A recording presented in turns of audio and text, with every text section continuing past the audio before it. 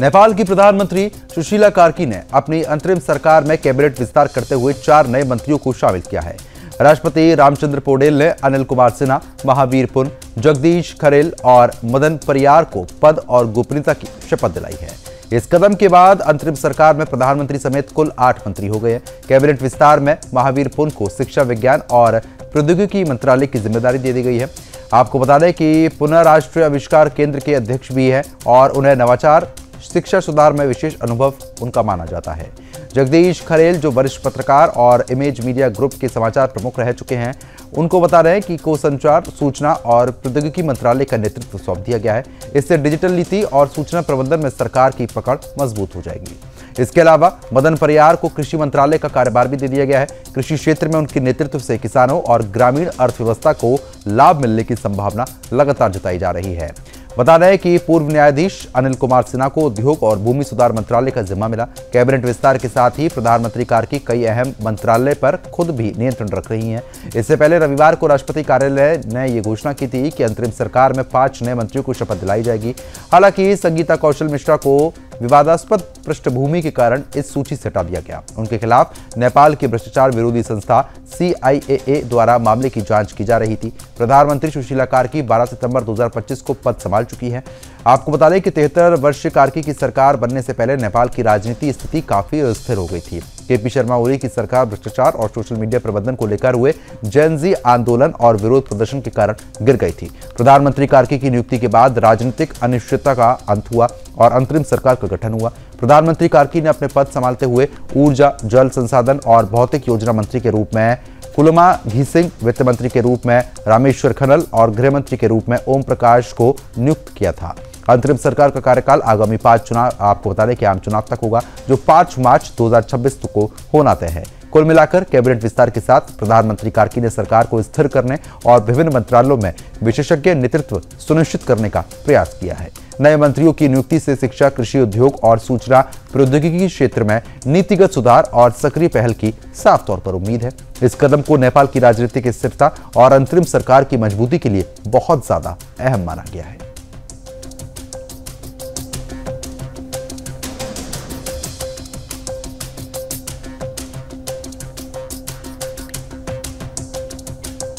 अब जनमत में आगे बढ़ते हैं और रुख करते हैं अमेरिका का। अमेरिकी राष्ट्रपति ट्रंप ये स्पष्ट कर चुके हैं कि अगर रूस लगातार तनाव बढ़ाता रहा तो अमेरिका पोलैंड और बाल्टिक देश की मदद करेगा और उनका बचाव भी सुनिश्चित करेगा। ये बयान उन्होंने एरिजोना राज्य में, आपको बता दें कि इन्फ्लुएंसर चार्ली कर्क की स्मृति सभा में भाग लेने से पहले दिया है। जब उनके पत्रकारों से उनसे पूछा गया कि क्या अमेरिका रूस की सीमा पर स्थित अपने नाटो सहयोगियों की रक्षा करेगा, तो ट्रंप सहज और स्पष्ट उत्तर देते हुए नजर आए। कहा, हाँ मैं करूंगा। ट्रंप का यह बयान ऐसे समय में आया जब यूरोप में रूस की आक्रामक गतिविधियों को लेकर नाटो सदस्य देश में चिंता लगातार है। लुथियाना, एस्टोनिया, चेक गणराज्य और पोलैंड समेत कई देशों ने नाटो से अनुरोध ये किया है कि रूस की लगातार बढ़ती गतिविधि और उकसावे का कड़ा जवाब दिया जाए। नाटो ने यह भी स्पष्ट कर दिया है कि किसी भी प्रकार का सीमा उल्लंघन या फिर हवाई क्षेत्र में अनधिकृत प्रवेश बर्दाश्त नहीं होगा और इसके लिए कठोर कार्रवाई होगी, जिससे उल्लंघन करने वाले विमान को मार गिराने में कामयाबी मिलेगी और ये चीज उसमें शामिल कर दी गई है। हाल ही में रूस ने, आपको बता दें कि एस्टोनिया के नाटो हवाई क्षेत्र का 12 मिनट तक उल्लंघन किया, जिससे नाटो सहयोगियों में तनाव और चिंता बढ़ गया। इसके अलावा सितंबर की शुरुआत में रूस के कुल 19 ड्रोन पोलैंड के हवाई क्षेत्र में घुस गए थे। उसके खिलाफ आपको बता दें कि वॉरसोस और अन्य नाटो सदस्य देश ने कड़ी आलोचना की थी। इस घटना ने नाटो और अमेरिका के लिए रूस की आक्रामकता और संभावित खतरे को स्पष्ट कर दिया। ट्रंप ने अपने बयान में यह भी रेखांकित कर दिया है कि अमेरिका नाटो के सभी सहयोगियों की रक्षा और क्षेत्रीय सुरक्षा सुनिश्चित करने के लिए पूरी तरीके से तैयार है। रूस अपने आक्रामक कदम जारी रखता है तो अमेरिका न केवल कूटनीतिक बल्कि सैन्य उपायों से भी सहयोगी देशों की रक्षा करेगा। अमेरिकी राष्ट्रपति का ये रुख यूरोप से रूस की लगातार बढ़ती गतिविधियों और सीमा उल्लंघन को रोकने की दिशा में नाटो के लिए महत्वपूर्ण संदेश माना जा रहा है। विशेषज्ञों का यह भी कहना है कि ट्रंप का यह बयान नाटो और रूस के बीच सैन्य संतुलन को बनाए रखने का प्रयास का एक संकेत है। रूस की हालिया हरकतों के बाद यूरोप में सुरक्षा चिंताएं बढ़ गई थी और अमेरिका की यह प्रतिबद्धता न केवल नाटो सहयोगियों की उनको आश्वस्त करती है, बल्कि रूस के लिए भी एक चेतावनी है कि अगर आक्रामक कदम उठाता है तो उसका जवाब मिलेगा। इसी बीच ट्रंप के बयान को अमेरिकी कूटनीति में स्पष्ट ये संकेत मिल गए कि रूस ये साफ तौर पर देख रहा है कि अमेरिका अपने नाटो सहयोगियों के प्रति पूरी तरीके से जिम्मेदार है और समर्थ है। उन्होंने कहा है कि अमेरिका यूरोप में स्थिरता और शांति बनाए रखने के लिए हर संभव कदम उठाएगा और रूस को किसी भी तरीके की सैन्य आक्रामकता के लिए जवाबदेही ठहराया जाएगा।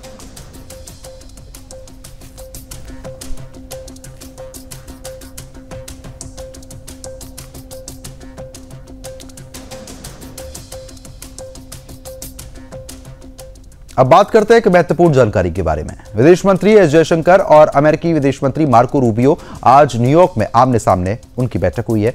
अमेरिकी एडवाइजरी के मुताबिक ये मुलाकात भारतीय समय अनुसार रात 8:30 बजे हुई है। ये बैठक इसलिए खास है क्योंकि अमेरिकी राष्ट्रपति ट्रंप द्वारा भारत पर 50% टैरिफ लगाए जाने के बाद दोनों देशों के शीर्ष प्रतिनिधियों की पहली सीधी बातचीत होगी। इस बैठक में व्यापार, रणनीतिक सहयोग और वैश्विक मुद्दों पर चर्चा होने की उम्मीद है। संयुक्त राष्ट्र महासभा के सत्र के बीच ये बैठक दोनों देशों के बीच संबंधों को आगे बढ़ाने और आपसी समझ बनाने का अवसर भी है। बीते कुछ महीनों में भारत अमेरिका रिश्तों में कई उतार चढ़ाव आए हैं, लेकिन दोनों पक्षों ने हमेशा बातचीत और सहयोग के माध्यम से रिश्तों को मजबूत रखने की कोशिश की है। जयशंकर और रूबियो की यह बैठक आने वाले महीनों में व्यापार और कूटनीतिक समीकरण तय करने में महत्वपूर्ण भूमिका निभा सकती है। ट्रंप सरकार द्वारा लगाए गए टैरिफ के कारण व्यापार संतुलन बिगड़ और तनाव की स्थिति साफ तौर पर देखने को मिलेगी। इस बैठक का उद्देश्य है कि दोनों देशों के बीच व्यापारिक और रणनीतिक मुद्दों पर समाधान निकाला जाए। यह बैठक इस साल दोनों नेताओं की तीसरी आमने सामने की मुलाकात है। जनवरी में जयशंकर ने रूबियो से वॉशिंगटन में क्वाड विदेश मंत्रालय की बैठक के दौरान पहली बार मुलाकात की थी। जुलाई में वॉशिंगटन में दूसरी क्वाड बैठक हुई थी। अब न्यूयॉर्क में ये तीसरी बैठक हो रही है। इस बैठक में खास तौर पर व्यापार, सुरक्षा, रणनीतिक सहयोग पर जोर दिया गया है। भारत और अमेरिका के बीच आज ही अलग से व्यापार वार्ता हो रही है।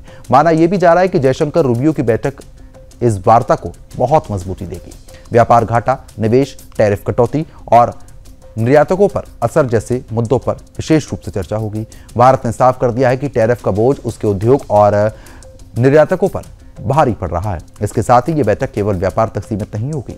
हिंद प्रशांत क्षेत्र में सुरक्षा, इजराइल फिलिस्तीन संघर्ष के प्रभाव और वैश्विक आपूर्ति श्रृंखला जैसे मुद्दों पर बातचीत होने की संभावना है।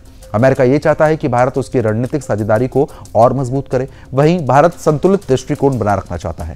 बैठक में वैश्विक मुद्दों पर भी चर्चा होने की उम्मीद है। इसमें प्रमुख रूप से हिंद प्रशांत, सुरक्षा, आतंकवाद, वैश्विक आपूर्ति श्रृंखला, जलवायु परिवर्तन और भू राजनीतिक स्थिरता शामिल हो सकते हैं। भारत अपने हितों और क्षेत्रीय स्थिरता को ध्यान में रखते हुए अमेरिका के साथ संतुलित और मजबूती भरा सहयोग चाहता है। विशेषज्ञों का मानना है कि यह बैठक भारत अमेरिका संबंधों में नया मोड़ ला सकती है। टैरिफ मुद्दे के समाधान के साथ ही व्यापारिक सहयोग को मजबूत करना दोनों देशों के हित में होगा। इसके अलावा यह बैठक वैश्विक कूटनीतिक और रणनीतिक साझेदारी को भी दिशा दे सकती है। भारत और अमेरिका की यह बैठक वैश्विक अर्थव्यवस्था, रक्षा सहयोग और रणनीतिक संतुलन के दृष्टिकोण से महत्वपूर्ण है। दोनों देशों के प्रतिनिधियों की यह पहली सीधी बातचीत भविष्य में द्विपक्षीय संबंधों और हिंद प्रशांत क्षेत्र में स्थिरता बनाए रखने के लिए निर्णायक साबित हो सकती है। इस प्रकार न्यूयॉर्क में जयशंकर और रूबियो की बैठक व्यापार, रणनीतिक और वैश्विक सहयोग के सभी पहलुओं को समेटे हुए भारत अमेरिका संबंधों के लिए महत्वपूर्ण चरण साबित होगी।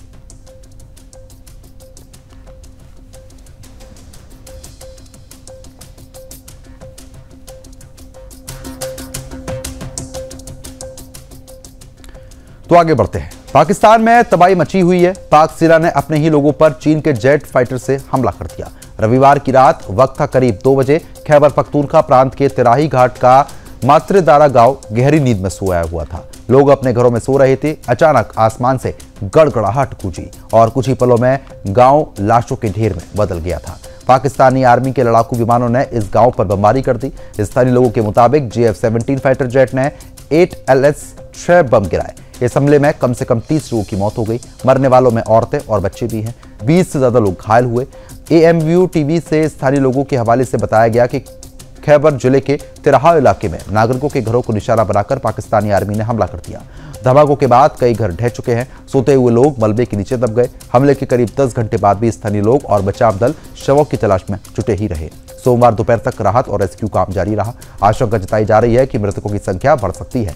घायलों को पास के अस्पताल में एडमिट कराया गया है। स्थानीय मीडिया रिपोर्टर ये कह रहे हैं कि खैबर पख्तूनख्वा के लोगों ने इस बमबारी को पाकिस्तानी सेना का क्रूर नरसंहार करार दिया है। सबसे ज्यादा तबाही मात्रेदारा गांव में हुई है। वहां के लोग अब भी सदमे में हैं। खैबर पख्तूनख्वा और बलूचिस्तान ये दोनों प्रांत पाकिस्तान के लिए सिरदर्द बन गए हैं। यहाँ के लोग लंबे समय से सरकार और सेना से नाराज हैं। वजह है अधिकार और संसाधनों पर ज्यादा हक की मांग। इन इलाकों में कई सशस्त्र गुट सक्रिय हैं। वे खुद को आंदोलनकारी कहते हैं, जबकि पाकिस्तान सरकार और सेना उन्हें आतंकवादी बताती है। पाकिस्तान आर्मी पहले भी इन इलाकों में जमीन पर अभियान चला चुकी है। बता दें, लेकिन रविवार की रात उसने फाइटर जेट से हमला कर दिया। तिराहा घाट के गांव में बम गिराने का ये पहला चरण था। सेना का यह दावा है कि विद्रोही गुट को खत्म करने के लिए ऐसा करता रहेगा, लेकिन आरोप यह भी है कि असली निशाना आम लोग बन रहे हैं। सेना पर लंबे समय से लोगों को गायब करने और कत्ल करने के गंभीर आरोप भी लगे हैं।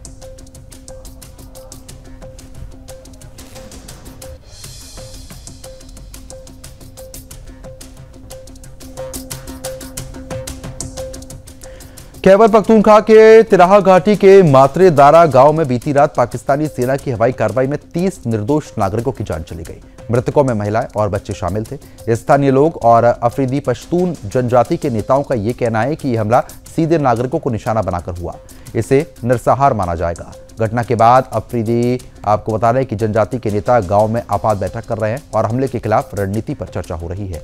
स्थानीय सूत्र ये बता रहे हैं कि जनजाति के नेता पाकिस्तान एयरफोर्स स्टेशन पेशावर का घेराव करने जैसे कड़े कदम पर विचार कर रहे हैं। मात्रे द्वारा गांव में लगातार प्रदर्शन की योजना हो रही है और न्याय की मांग तेज हो गई है। स्थानीय लोग पाकिस्तान सेना की जवाबदेही और हमले में शामिल अधिकारियों की कड़ी सजा की मांग कर रहे हैं। खैबर पख्तूनख्वा में कई काबिले नेताओं ने इस घटना की निंदा की और कहा कि यह केवल मानवाधिकार का उल्लंघन है, बल्कि क्षेत्र में स्थिरता और शांति के लिए गंभीर खतरा है। सुरक्षा विशेषज्ञों का यह मानना है कि इस हमले से न केवल स्थानीय लोगों में गहरा आक्रोश है, बल्कि अंतर्राष्ट्रीय स्तर पर भी पाकिस्तान की आलोचना बढ़ सकती है। वहीं प्रभावित क्षेत्र में राहत और बचाव कार्य चल रहा है। घायल नागरिकों को नजदीकी अस्पताल में भर्ती कराया गया है। खबर के अनुसार यह खबर खैबर पख्तूनख्वा में बढ़ते तनाव को और बढ़ा सकती है, क्योंकि स्थानीय लोग पाकिस्तान सेना से न्याय और जवाबदेही की मांग कर रहे हैं।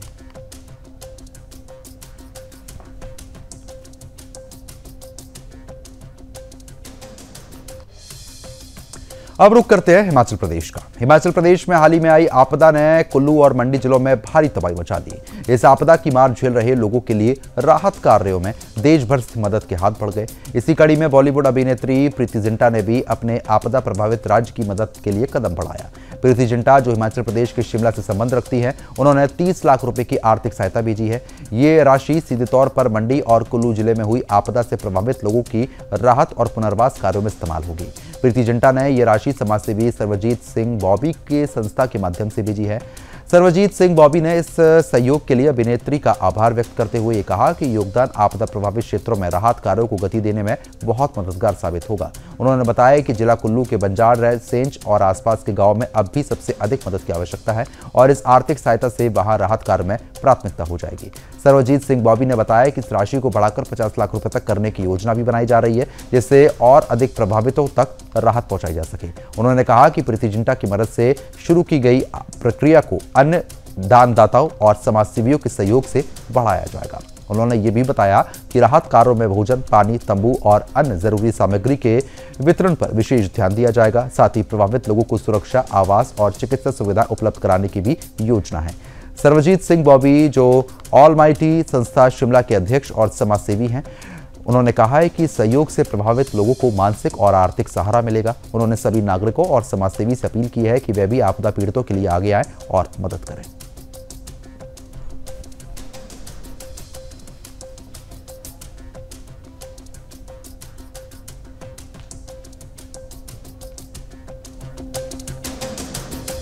अब कुल्लू में जो खूबसूरत बेटी मेरी बहन प्रीति जिंटा, जिनकी किंग्स 11 के नाम से एक टीम भी है, पिछले 10 दिनों से हमारे साथ संपर्क में थी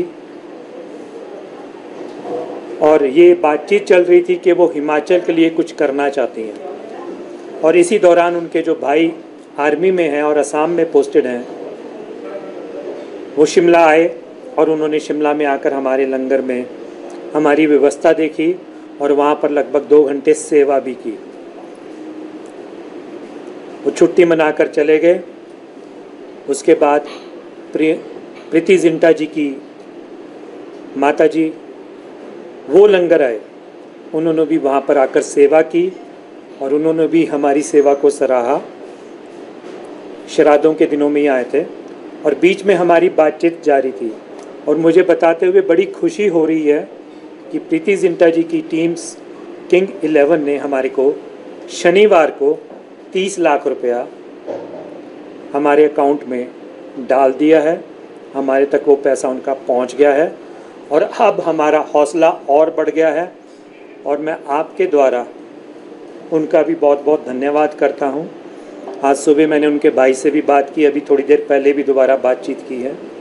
प्रीति जिंटा जी भी बहुत जल्दी एक वीडियो इस संदर्भ में जारी करेंगे जो उन्होंने मुझे मदद की है। और बड़ी खुशी की बात है, जो मैंने 50 लाख रुपया अनाउंस किया था उसमें प्लस 30 लाख रुपया और हो गया। अब हमने उस टारगेट को अपना 1 करोड़ रुपया कर दिया है। अब कुल्लू में जो आई आपदा है उसके लिए हमारी संस्था 1 करोड़ रुपए की मदद आप सबके सहयोग से, प्रदेशवासियों के सहयोग से करेगी। खूबसूरत भी।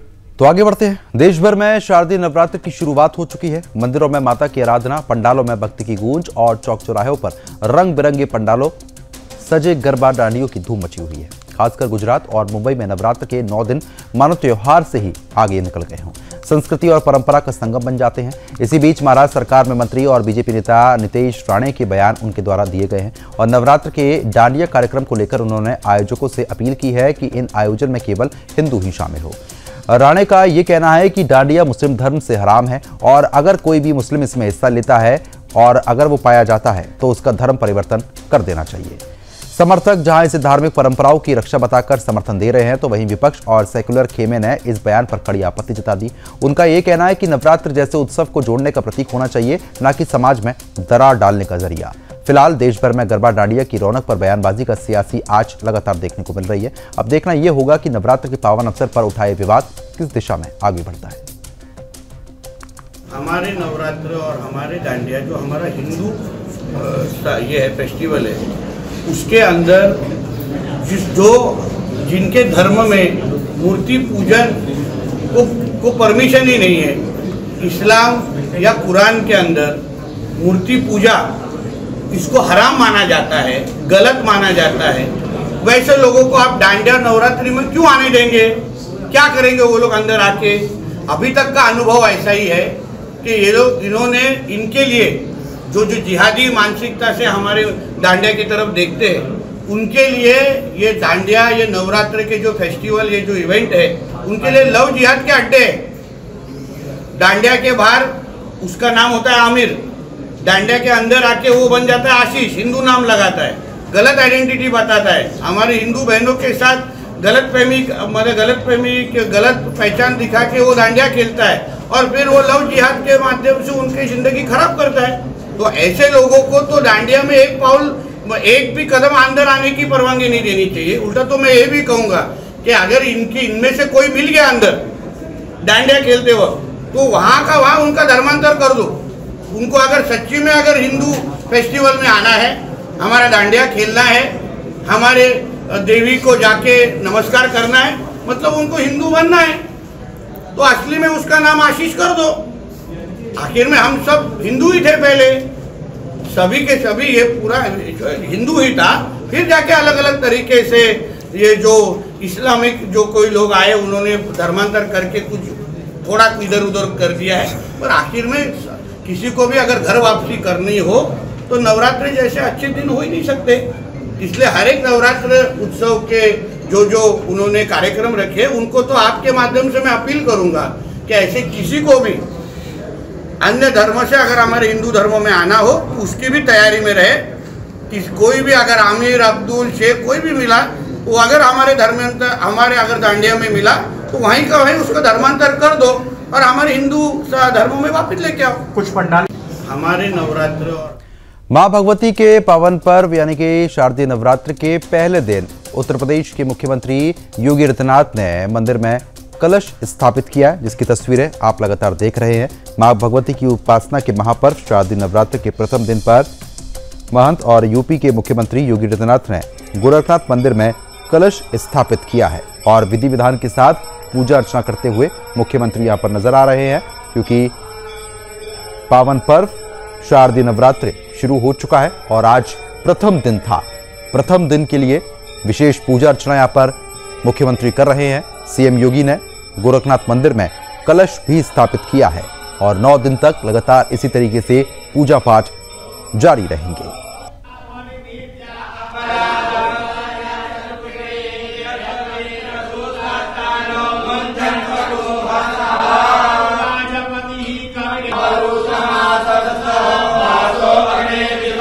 भगवान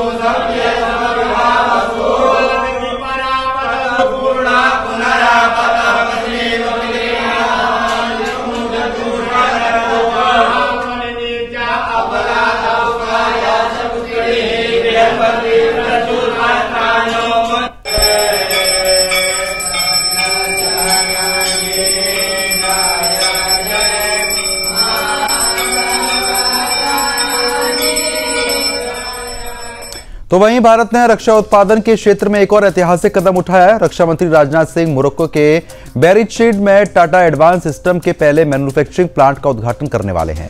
ये प्लांट व्हील्ड आर्म्ड प्लेटफॉर्म बनाने के लिए स्थापित किए जा रहे हैं। अफ्रीका में यह भारत का पहला रक्षा उत्पादन केंद्र होगा। इस कदम को मेक इन इंडिया से मेक फॉर द वर्ल्ड की दिशा में बढ़ाते हुए लगातार प्रगति की ओर अग्रसर किया जा रहा है। 2014 से पहले भारत रक्षा क्षेत्र में आयात पर निर्भर था, लेकिन अब स्थिति बदल गई है। मेक इन इंडिया नीति का सुधार और निजी कंपनियों को बढ़ावा देने से स्वदेशी उत्पादन तेजी के साथ बढ़ा रहा है। वित्त वर्ष 2024-25 में भारत का रक्षा निर्यात 23,622 करोड़ रुपए तक पहुंच गया था, जो पिछले साल के मुकाबले 21,083 करोड़ की तुलना में 12% अधिक है। इसमें BrahMos supersonic cruise missile, Akash air defence system, Pinaka rocket, Chetak helicopter, विमान, हल्के टॉरीपॉड, रडार और बख्तरबंद वाहन जैसे हथियार शामिल हैं। भारत ने 2029 तक 50,000 करोड़ रुपए रक्षा निर्यात और 3 लाख करोड़ रुपए रक्षा उत्पादन का लक्ष्य रखा है। मोरक्को के रबात में भारतीय समुदाय को संबोधित करते हुए राजनाथ सिंह ने पाक अधिकृत कश्मीर पर बड़ा बयान दिया। उन्होंने कहा कि पीओके हमारा हिस्सा है और रहेगा, हमें उस पर हमला करने की जरूरत नहीं है। वहां के लोग खुद कह रहे हैं मैं भी भारत ही हूं। वे हर दिन ये कहते हुए नजर आते हैं कि मैं भी भारत का हिस्सा हूं। वह दिन दूर नहीं है पीओके खुद भारत का हिस्सा बनाने की मांग करेगा। उन्होंने ये भी कहा कि बदलाव भारत की मजबूत नीतियों और शांतिपूर्ण दृष्टिकोण का परिणाम है। राजनाथ सिंह ने हाल ही में हुए ऑपरेशन सिंदूर का उल्लेख करते हुए भारतीय सेना की बहादुरी की तारीफ की है। उन्होंने बताया कि पहलगाम में निर्दोष नागरिकों पर आतंकी हमले के बाद सेना ने जवाबी कार्रवाई की थी। सरकार ने सेना को पूरी छूट दी थी, लेकिन संयम बरता गया। उन्होंने रामचरितमानस से उदाहरण देते हुए कहा कि हमने धर्म देखकर नहीं, कर्म देखकर मारा है। उन्होंने पिछले 10 साल की उपलब्धियों को गिनाते हुए कहा कि भारत दुनिया की चौथी सबसे बड़ी अर्थव्यवस्था बन चुका है। स्टार्टअप बूम 10 साल पहले सिर्फ 18 यूनिकॉर्न थे, अब 118 हो चुके हैं। रक्षा उत्पादन 1.5 लाख करोड़ रुपए का है और 100 से अधिक देशों का निर्यात भी हो रहा है। राजनाथ सिंह ने मोरक्को में भारतीयों की मेहनत और ईमानदारी की तारीफ की। उन्होंने स्वामी विवेकानंद के 1893 के शिकागो भाषण को याद करते हुए कहा कि भारतीय संस्कृति की ताकत उसका चरित्र और समर्पण है। इस तरीके से मोरक्को में भारत का पहला विदेशी रक्षा उत्पादन केंद्र न केवल रक्षा सहयोग की दिशा में बड़ा कदम है, बल्कि यह भारत की बढ़ती वैश्विक ताकत का भी प्रतीक है।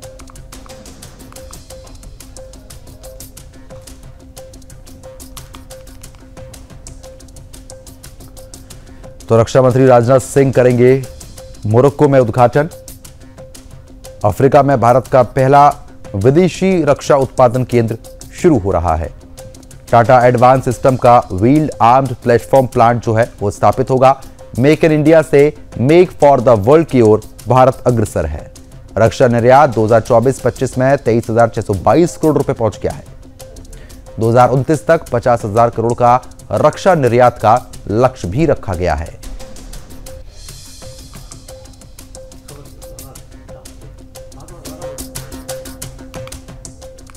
भारतीय वायुसेना ने रक्षा मंत्रालय को 114 राफेल फाइटर जेट खरीदने का प्रस्ताव भेज दिया है। अगर सरकार से मंजूरी मिल जाती है तो भारत के इतिहास की सबसे बड़ी डिफेंस डील इसको माना जाएगा।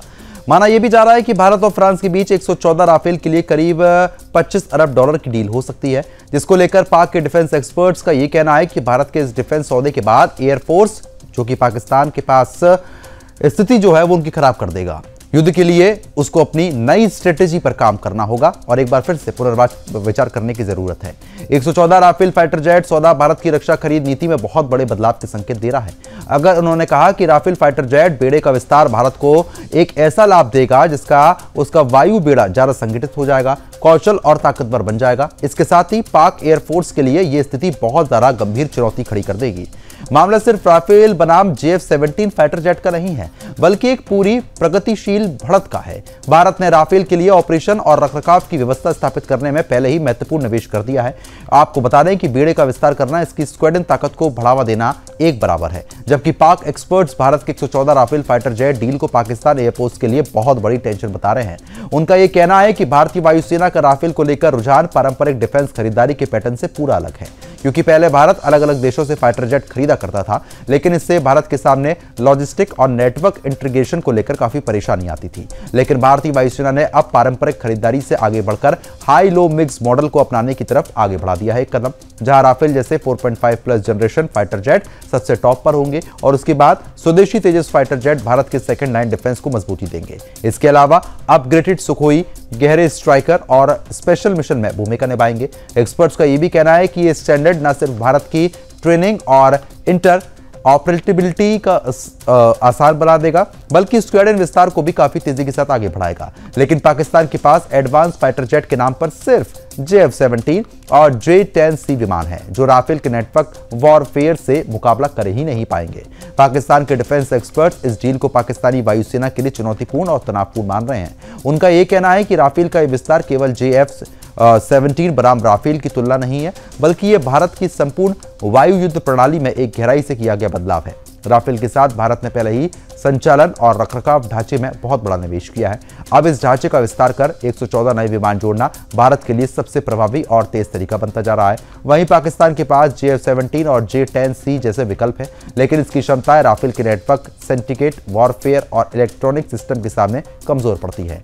भारत की इस नई खरीद नीति को हाई लो मिक्स मॉडल कहा जा रहा है। इस मॉडल में राफेल जैसे 4.5 plus generation fighter jets top line पर होंगे, वहीं स्वदेशी Tejas fighter jet second line defence को मजबूत करेंगे और अपग्रेडेड सुखोई 30 गहराई वाले स्ट्राइकर और स्पेशल मिशन में अपनी महत्वपूर्ण भूमिका निभाते हुए नजर भी आएंगे।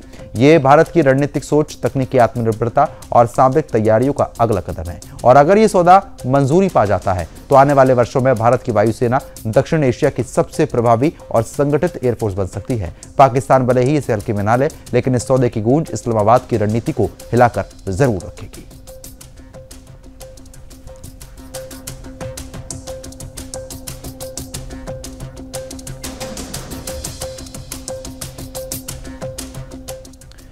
अब बात करते हैं एक महत्वपूर्ण दौरे की। बात सिर्फ एक राजकीय दौरे की नहीं है, बात है अरबों डॉलर के सौदे की, लड़ाकू विमान की, सामरिक साझेदारियों की और एक ऐसे भू राजनीतिक समीकरण की जिसमें रूस, अमेरिका, तुर्की और इजराइल सभी को भूमिकाएं उनकी उलझ रही हैं। अमेरिका के राष्ट्रपति ट्रंप ने इस बात की घोषणा कर दी कि 25 सितंबर को तुर्की के राष्ट्रपति एर्दोगन व्हाइट हाउस का दौरा करने जा रहे हैं। ट्रंप ने स्पष्ट कर दिया है कि इस दौरे के दौरान तुर्की और अमेरिका के बीच व्यापारिक और सैन्य समझौते पर बातचीत होने वाली है।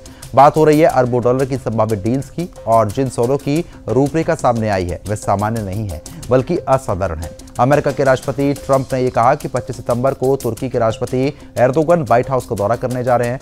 ट्रंप ने इस दौरान तुर्की के साथ अरबों डॉलर का समझौता होने की संभावना जता दी। ट्रंप ने अपने सोशल मीडिया प्लेटफॉर्म पर लिखा कि हम राष्ट्रपति एर्दोगन के साथ कई व्यापारिक और सैन्य समझौते पर काम कर रहे हैं, जिसमें बोइंग विमानों के बड़े पैमाने पर खरीद, F-16 सौदा और F-35 फाइटर जेट पर बातचीत को आगे बढ़ाना शामिल है। इसके सकारात्मक परिणाम की हमें उम्मीद है। साल 2019 के बाद पहली बार एर्दोगन अमेरिका की राजकीय यात्रा पर जाने वाले हैं। 2019 में ही एर्दोगन ने रूस से S-400 एयर डिफेंस सिस्टम खरीदा था, जिसके बाद अमेरिका ने तुर्की पर CAATSA के तहत प्रतिबंध लगा दिए थे।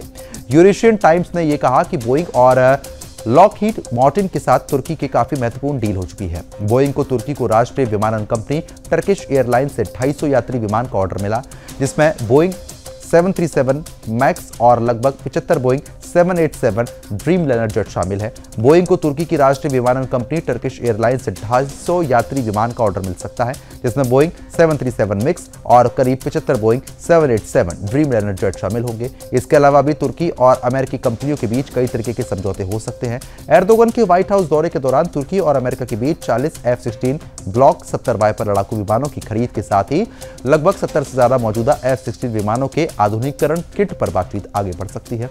इस पैकेज को अमेरिका कांग्रेस ने 2024 में सैद्धांतिक रूप से मंजूरी दी थी। इसके अलावा सबसे ज्यादा नजर F-35 स्टील फाइटर जेट को लेकर लगातार ट्रंप की बनी हुई है। आपको बताना है कि अगर वाकई अमेरिका से तुर्की को F-35 जेट मिलते हैं तो मिडिल ईस्ट जंग के लिए एक नया मैदान बन सकता है, क्योंकि इजराइल पहले ही F-35 स्टील फाइटर जेट का इस्तेमाल करता है। इजराइल और तुर्की के बीच हाल ही समय में लगातार तनाव बढ़ा है, चाहे वह सीरिया हो या फिर हमास। तुर्की की मदद लगातार आशंका ये बनती है कि भविष्य में इजराइल और तुर्की के बीच झगड़ा हो सकता है। साइप्रस और पूर्वी भूमध्य सागर में दोनों ही देश आमने सामने आ सकते हैं। एक्सपर्ट्स लगातार कह रहे हैं कि ये पहली बार होगा कि F-35 वर्सेस F-35 की जंग होगी। इसके अलावा इजराइल ने हाल ही में साइप्रस को Barak MX air defence system दिया है, जिसकी रडार क्षमता 460 किलोमीटर तक सर्वेलेंस कर सकती है। यह अपने आप में बहुत बड़ी क्षमता है।